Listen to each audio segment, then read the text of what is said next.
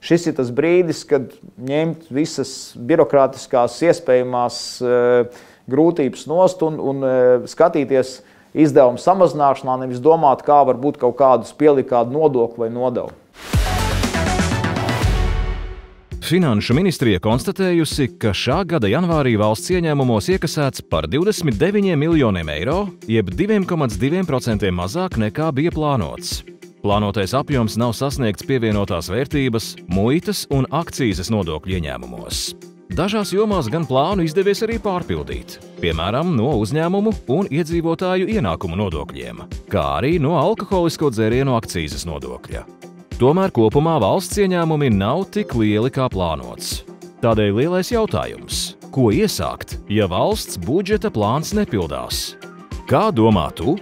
Raksti komentārā.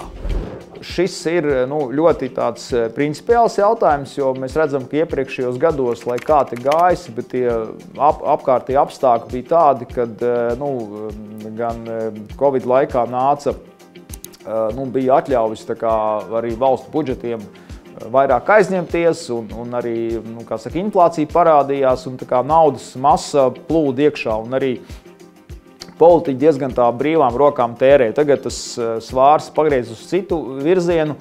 Tas galvenais vēstījums šī brīdī ir tāds, ka vajadzētu īpaši atbrīvot rokas visiem uzņēmējiem tādā aspektā, ka tiešām izravēt ārā visāda veida birokrātijas, aizliegumus, kaut kādas nevajadzīgas prasības, jo tajā brīdī, kad nopelnīt naudu grūtāk, tad ir jādod papildus stimulu, lai biznes var rosīties brīvāk, lai biznesam nav jātērē neviena minūte, neviena stunda uz kaut kādām liekām darbībām, lai var visu to koncentrāciju izdarīt tieši uz pašu biznesu. Tā ir viena lieta.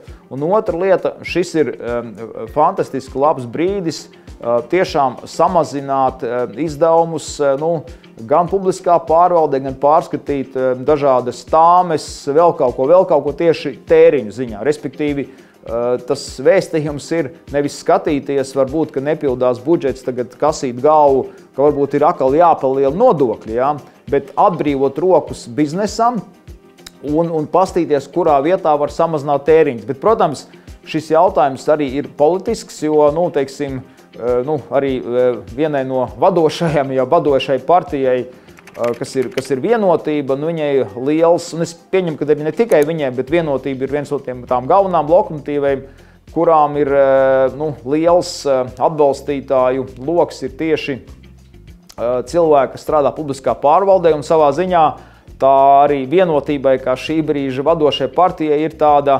izšķiršanās.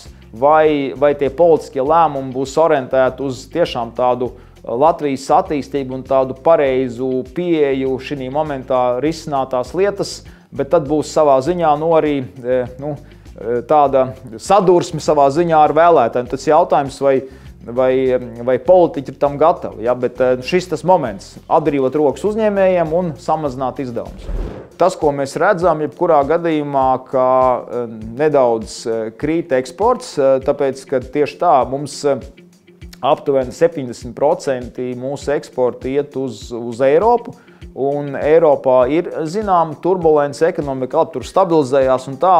Līdz ar to es domāju, ka te nav varbūt īstais vārds, kad celt trauksmi, bet es teikšu tā, tam ir jāpievērš uzmanību, un tas tā varētu būt, kad neliels šis ienākums samazinājums ir. Es nedomāju, ka tur ir kaut kas kritisks, bet teiksim tā, eksportēt uz Eiropu ir kļuvis grūtāk, ir kaut kādas pazīmes, ka tas lēnā garā stabilizējās, bet kaut kāds ienākuma kritums varētu būt. Bet tieši tāpēc mums ir jārīkojās atbilstoši situācijai, samazinot izdevumus un, visiem uzņēmējiem noņemt nost visus traucējumus aktīvāk darboties, kaut vai meklēt jaunus tirgus un tam līdzīgi, lai uzņēmēji var visu savu enerģiju tērēt biznesa attīstībai, nevis rakstot kaut kādus papīrus. Iesaisties, izsaki viedokli un uzdod savu jautājumu. Arī tavs jautājums var būt lielais jautājums.